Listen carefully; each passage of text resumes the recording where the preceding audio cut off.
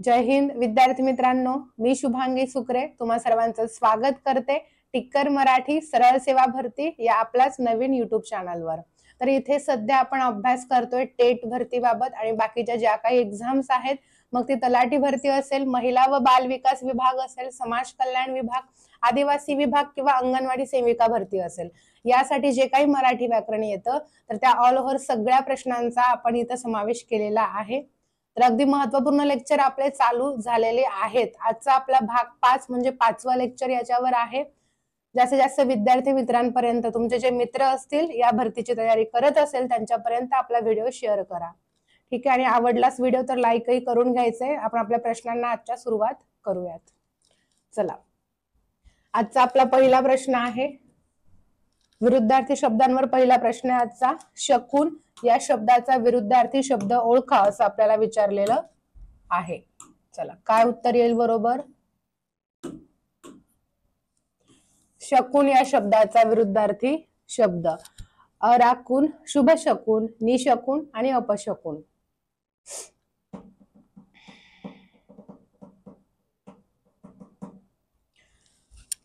कुठला पर्याय योग्य येईल? शकून भेटला म्हणजेच काय? शकून तो एकतर शुभ शकून असतो किंवा वाईट एखादा संकेत भेटतो, त्याला काय म्हणतात? तर अपशकून म्हणतात। मग शकूनला विरुद्धार्थी काय आहे? अपशकून। पर्याय कुठला योग्य? पर्याय डी योग्य। तुम्हाला कशा पद्धतीचे लेक्चर हवे आहेत आणि तुम्ही कुठल्या एक्झामची तयारी करताय, मला या व्हिडिओच्या ऑफलाईन कमेंट बॉक्समध्ये प्रत्येकाने सांगायचंय, जेणेकरून त्या हिशोबाने मला इथं प्रश्न तुमच्यासाठी आणायला, ठीक आहे। चला, पुढचा प्रश्न पाहूयात आपण। अरुण, आदित्य, भास्कर, रवी हे कोणत्या शब्दाचे समानार्थी शब्द आहेत? अरुण, आदित्य, भास्कर, रवी हे कुठल्या शब्दाचे समानार्थी आहेत? तारा, चंद्र, सूर्य आणि पृथ्वी। काय येईल बरोबर?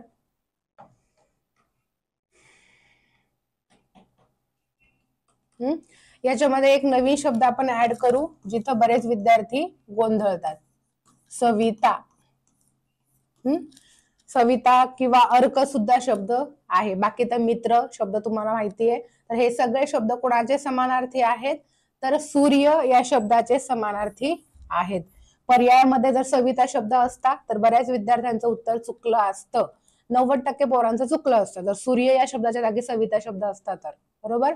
कारण आपल्याला माहितच नाहीये, वच्या जागी आपण रच गृहीत धरतोय आणि तो नदी शब्दाचा समानार्थी आहे असेच मान्यता बऱ्याच विद्यार्थ्यांची अजूनही आहे। तर लक्षात ठेवायचे, सरिता नदीचा समानार्थी आहे आणि सविता सूर्य शब्दाचा समानार्थी आहे। म्हणून इथे आपला पर्याय सी योग्य असणार आहे। पुढच्या प्रश्नाकडे जाऊयात आपण। म्हण घेतलेली आहे आपण, गाढवाचा नांगर फिरणे या म्हणीचा अर्थ सांगा। 4 पर्याय: नायनाट होणे, प्रशंसा करणे, संकटात घालणे आणि मोठे संकट येणे। गाढवाचा नांगर फिरणे म्हणजे काय? तर गाढवाचा नांगर फिरणे म्हणजे सर्वनाश होणे असा त्याचा अर्थ आहे। मग समर्पक अर्थ कुठला दिलाय पर्यायामध्ये? सर्वनाश होणे म्हणजेच नायनाट होणे किंवा वाटोळे होणे असाही त्याला अर्थ आहे। आपल्याला त्या हिशोबाने पर्याय बघायचा असतो। कधी कधी जो मेन अर्थ आहे तो दिलेला नसून वेगळा अर्थ दिलेला असतो, पण त्याच्याशी तो समर्पक असतो। मग अशा पर्यायाची आपल्याला तेव्हा निवड करायची असते, ठीक आहे। पर्याय पहिला योग्य। हे लेक्चर आपण नॉनस्टॉप चालू ठेवणार आहोत इथून पुढे रोजच, म्हणजे आता ऑलरेडी चालू झालेले आहे, त्याच्यावर ऑलरेडी 4 लेक्चर झालेत आपले, ठीक आहे। त्यामुळे तुम्हाला कसे व्हिडिओ हवे, तिथे कुठल्या प्रश्नांवर हवे ते मला कमेंट बॉक्स मध्ये सांगत चला, म्हणजे तसेच व्हिडिओ आणेल। आणि जर तुम्ही प्रतिसाद दिला तर लवकरच आपण लाईव्हला सुद्धा येणार आहोत। लाईव्ह आलं की कसं तुम्हाला जसं पाहिजे तसं ऑन दी स्पॉट क्लिअर होऊन मग त्या दृष्टीने तुमचा अभ्यास इथे होईल, ठीक आहे। चला, नेक्स्ट क्वेश्चन आहे आपला, अक्काबाईचा फेरा येणे या वाक्प्रचाराचा अर्थ सांगा। अक्काबाईचा फेरा येणे म्हणजे काय? कामात विघ्न येणे, गरिबी येणे, अवदसा आठवणे आणि तापाची साथ येणे। अक्काबाईचा फेरा येणे म्हणजे काय? खूप जुना वाक्प्रचार आहे, खूप जास्त वेळा एक्झामला PYQ मध्ये विचारून झालेला आहे। काय येईल बरोबर?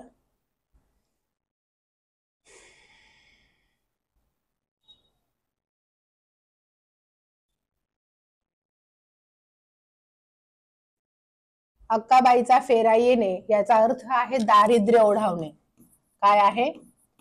दारिद्र्य ओढावणे किंवा दारिद्र्य येणे. पण हा पर्यायामध्ये दिलेला नाहीये. मग अशा वेळी काय करायचं? त्याच्या सुसंगत दुसरा अर्थ घ्यायचा. म्हणजेच काय? हलाखीची परिस्थिती निर्माण होणे किंवा गरिबी येणे. पर्याय बी योग्य. चला पुढे. पुढचा प्रश्न नॉर्मल आहे की आपल्याला म्हण पूर्ण करायची फक्त. अर्थ ज्यांना माहिती असेल या म्हणीचा कमेंट मध्ये टाइप करून सांगायचा आहे. सारा चोरांचाच डॅश डॅश. मामला, कारभार, बाजार आणि गोंधळ. काय येईल बरोबर? पूर्ण अर्थाची म्हण बनण्यासाठी कुठला शब्द इथे योग्य ठरेल? सारा चोरांचाच बाजार म्हणजे एक पण शहाणा नाही, सगळे सारखेच. पर्याय सी योग्य. चला पुढे.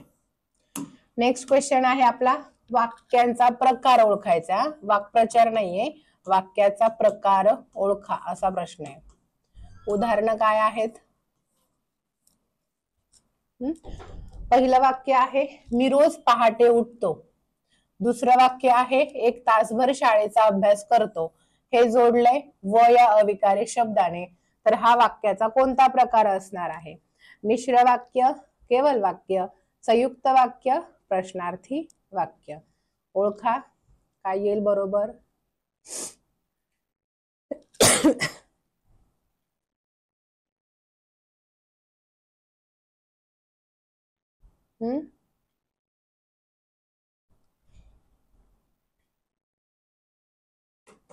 मी रोज पहाटे उठतो व एक तासभर शाळेचा अभ्यास करतो. दोन वाक्य व या अविकारी शब्दाने जोडलेली आहेत. व म्हणजेच आणि, व, आणखी, शिवाय, नी हे अविकारी शब्द कुठल्या प्रकारामध्ये वापरतो आपण?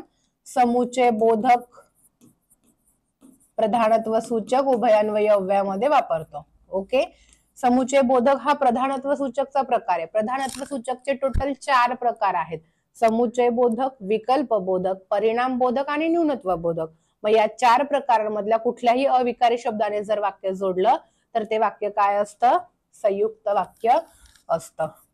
याचा मूळ टॉपिक आहे उभयान्वयी अव्यय. उभयान्वयी अव्ययाचे 2 गटात वर्गीकरण केलं जातं, प्रधानत्व सूचक आणि गौणत्व सूचक. प्रधानत्व सूचकचे 4 प्रकार आहेत, गौणत्व सूचकचे 4 वेगवेगळे प्रकार आहेत. मग प्रधानत्व सूचकने जोडलेलं वाक्य संयुक्त वाक्य आणि गौणत्व सूचकने जोडलेलं वाक्य मिश्र वाक्य. जसे जसे प्रश्न पुढे येतील तसं तसं तुमचं क्लिअर होऊन जाईल. ठीक आहे. तर इथे पर्याय सी योग्य. ज्यांना ज्यांना आपलं लेक्चर आवडतंय, महत्वपूर्ण आहे असं वाटतंय, कन्सेप्ट क्लिअर होत आहेत, तर लेक्चर लाईक करून घ्या आणि जास्तीत जास्त विद्यार्थी मित्रांपर्यंत शेअर करा. चला नेक्स्ट क्वेश्चन आहे आपला कुत्र्याच्या भुंकण्याचा आवाज ऐकता चोरांनी धूम ठोकली. यातील धूम ठोकली या वाक्प्रचाराचा समानार्थी वाक्प्रचार कोणता असणार आहे? तो आपल्याला इथे ओळखायचा आहे. सुंबाल्या करणे, शंख करणे, सव्यापसव्य करणे आणि हतबल होणे. काय येईल? कुत्र्याच्या भुंकण्याचा आवाज ऐकता चोरांनी धूम ठोकलीये. धूम ठोकली म्हणजेच काय केलेलं आहे त्यांनी रे? धूम ठोकणे याचा एक मेन अर्थ होतो पळून जाणे. मग पळून जाण्याने समानार्थी कुठला वाक्प्रचार पर्यायांमध्ये दिलेला आहे तो आपल्याला ओळखायचा आहे.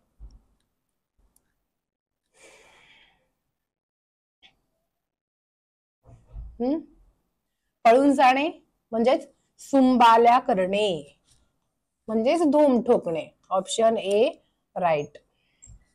चला पुढे. नेक्स्ट क्वेश्चन आहे पुढील पैकी कोणता शब्द भुंगा या शब्दाचा समानार्थी शब्द नाही?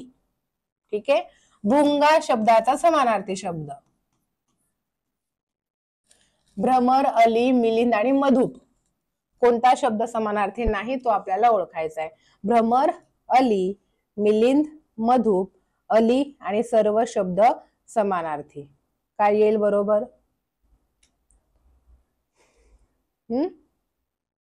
भुंगा खूपच फेमस आहे आजकाल, पेपरमध्ये खूप जास्त वेळा विचारलं जात आहे.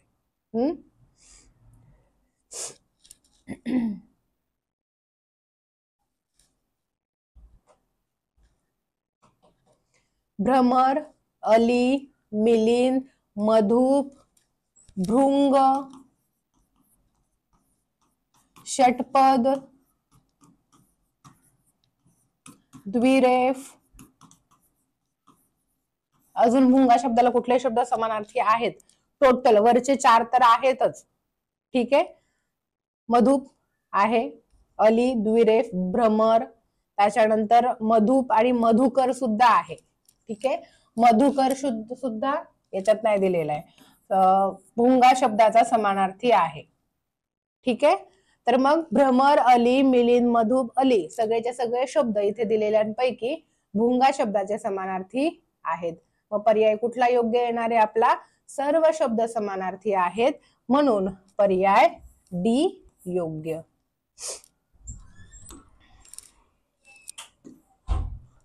पुढे पाहूयात आपण. सूत या शब्दाचा विरुद्ध लिंगी शब्द आपल्याला ओळखायचा आहे. पुत्र, सुता, तनया, सुती. चला, आता इथं उकार चुकलाय, कारण त्या उकाराचा अर्थाचा पर्याय तिथे दिलेलाच नाहीये पर्यायांमध्ये. ठीक आहे. तर तुम्हाला उकारावरून शब्दाचा अर्थ ओळखता आला पाहिजे. पहिल्या उकाराचा सूत आणि दुसऱ्या उकाराचा सूत. ठीक आहे. हा सूत म्हणजे पहिल्या उकाराचा सूत म्हणजे मुलगा शब्दाचा समानार्थी आहे आणि दुसऱ्या उकाराचा सूत म्हणजे धागा शब्दाचा समानार्थी आहे. पण आज तागायत धागा म्हणजे या सूत शब्दाला विरुद्ध लिंगी शब्द नाही विचारलाय पेपरमध्ये. ठीक आहे. त्यामुळे असं जरी कधी दुसरा उकार म्हणून आलं तर पर्यायावरून जायचंय आपल्याला. पर्यायात धागा शब्दाला विरुद्ध लिंगी काही दिसतंय का? नाही दिसत आहे. मग सला पहिला उकार इथं गृहीतच धरायचा आहे. ठीक आहे. सूत म्हणजे मुलगा आणि मग मुलगी म्हणजेच काय? तर पर्यायांमध्ये सुता आणि तनया या दोन्हीही शब्दांचा अर्थ मुलगी असा होतो. मग दोन्ही बरोबर द्यायचेत का? तर नाही. अशा वेळी शब्दशः अर्थ आपल्याला घ्यायचा असतो. तर सूत, सुता, सुता म्हणजेच मुलगी, विरुद्ध लिंगी शब्दाची निवड. तनया म्हणजे सुद्धा मुलगीच आहे, परंतु सूत आहे तर सुता. या पद्धतीने शब्दशः अर्थावाले शब्द आपल्याला इथे निवड करावी लागेल, म्हणून ऑप्शन बी राईट.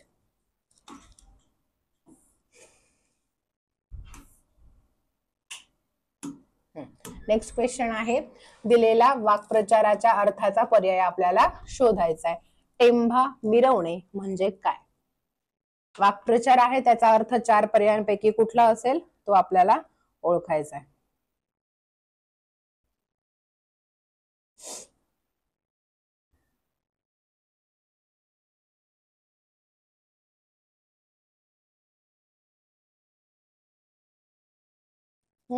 मशाल मिरवणे, पोत मिरवणे, उजेड पडणे आणि तोरा दाखवणे.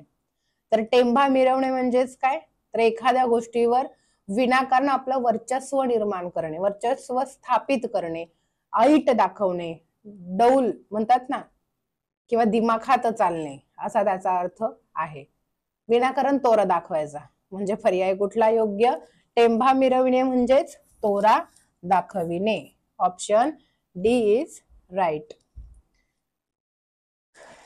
ठीक आहे. चला पुढे.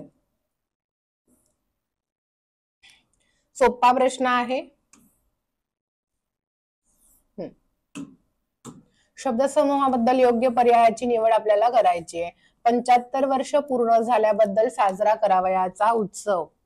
75 वर्ष पूर्ण झाल्यावर आपण कुठला उत्सव साजरा करतो? रौप्य महोत्सव, हीरक महोत्सव, अमृत महोत्सव आणि सुवर्ण महोत्सव.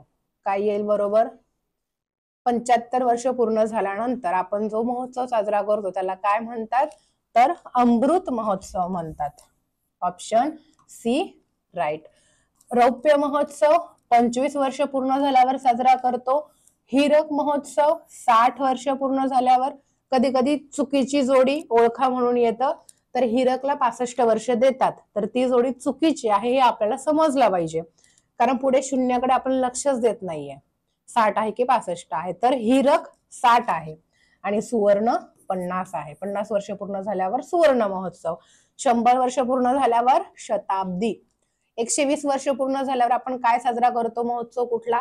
तर कमेंट बॉक्स मध्ये मला सांगायचं प्रत्येकाने. हा, चला जाऊ पुढे. नेक्स्ट क्वेश्चन आहे. विरुद्धार्थी शब्दांवर स्वतंत्र या शब्दाचा विरुद्धार्थी शब्द ओळखा. स्वतंत्र शब्दाचा विरुद्धार्थी काय असेल तो आपल्याला इथे ओळखायचा आहे.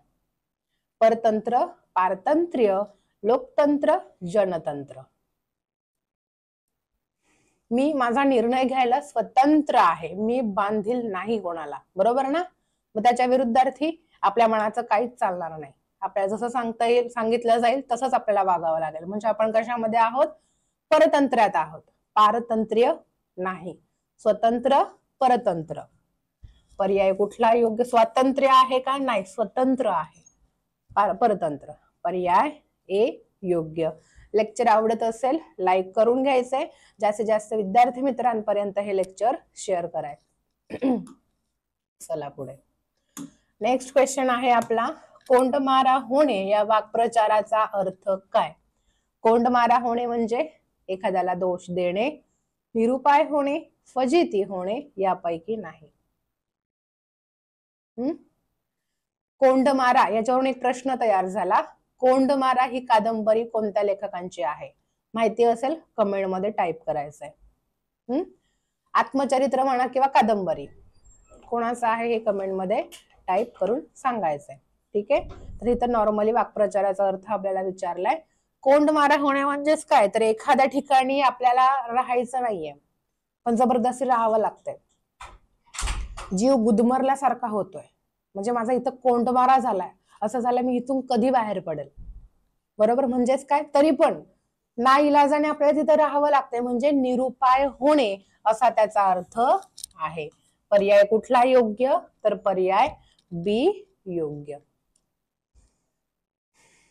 समजलंय? चला लाईक करून घ्यायचं ज्यांनी नाही केले अजून लाईक त्यांनी. पुढचा प्रश्न आहे आपला, म्हण पूर्ण करायचे. शिकवलेली बुद्धी आणि डॅश डॅश फार काळ टिकत नाही. 4 पर्याय आपल्या समोर आहेत. कुठला पर्याय योग्य? शिकवलेली बुद्धी आणि म्हणजे एखाद्या व्यक्तीने जर एखाद्या वेळी आपल्याला मदत केली तर ती मदत त्या वेळेपुरतीच मर्यादित राहील, नंतर रोज त्याने ती 5 मिनिटं शिकवलेली गोष्ट आयुष्यभर आपल्याला कामाला येणार आहे का? नाही. शिकवलेली बुद्धी म्हणजे जेवढं शिकवलं जाईल तेवढ्या वेळापुरतच किंवा त्याच कामासाठी ते फायद्याचं ठरेल, बाकी आपल्याच बुद्धीचा वापर आपल्याला करावा लागतो. शिकवलेली बुद्धी आणि बांधलेली शिदोरी फार काळ टिकत नाही. शिदोरी सुद्धा लय तले आपण 3 टाइम खाऊ शकतो, 1 दिवस खाऊ शकतो, नंतर ती एकदा खराब झाली, वास यायला लागला तर आपण खाणार का? नाही खाणार. म्हणजे रोजचं रोज आपल्याला आपण स्वतः कमवून स्वतः बनवून खावंच लागणार आहे. असं नाही की आता बनवून ठेवलीये मग 1 वर्षभर आपण ती भाकरी खाऊ शकतो. आता कोणीतरी आपल्याला एक 5-10 मिनिटं लेक्चर दिले मग ते आपण अख्खं आयुष्यभर त्याच्याशी आपल्याला बाकीच्या गोष्टीची गरज नाही, असं आहे का? नाही. शिकवलेली बुद्धी आणि बांधलेली शिदोरी फार काळ टिकत नाही. म्हणजेच एखाद्याने जर आपल्याला काही शिकवलं असेल तर ते तेवढ्याच पुरतं मर्यादित राहतं, नंतर प्रत्येकाला कळतं की खरंच हा किती हुशार आहे. स्वतःच्या बुद्धीचा वापर नंतर आपल्याला करावाच लागतो ना, तसं आहे. ऑप्शन बी राईट. नेक्स्ट क्वेश्चन आहे आपला, तोंड या शब्दाचा समानार्थी शब्द ओळखा. तोंड शब्दाचा समानार्थी काय असेल?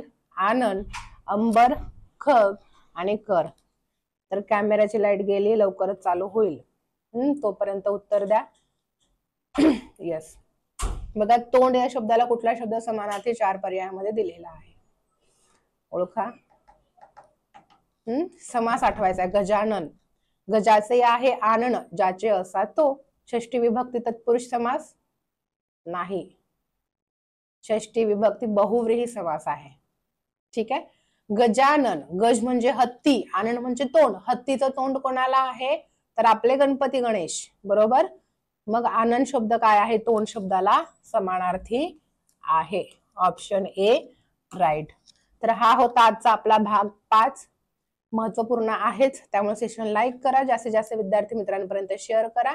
आणि आपले लेक्चर कसे वाटतंय, तुमच्यासाठी हा उपक्रम पुन्हा चालू केलाय आपण, कमेंट बॉक्स मध्ये सांगायचं. आणि तुम्हाला याच्यावर कशा पद्धतीने लेक्चर्स हवे आहेत तेही सुचवा. ठीक आहे. चला भेटूयात उद्या पुन्हा याच टायमिंगला. Bye bye, take care, wish you all the best.